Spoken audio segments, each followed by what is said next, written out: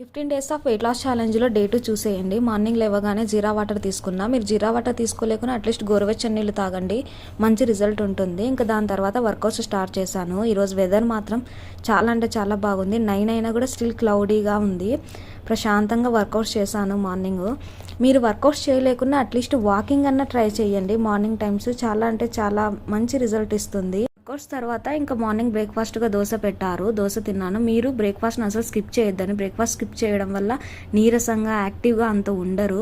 ఇంకా లంచ్ అయితే ఈరోజు నా ఐటమ్స్ స్కిప్ చేయండి, అన్ని రైస్ ఐటమ్సే. మీరు మాత్రం మంచిగా తినండి, రైస్ కొద్దిగా కర్రీస్ ఎక్కువ.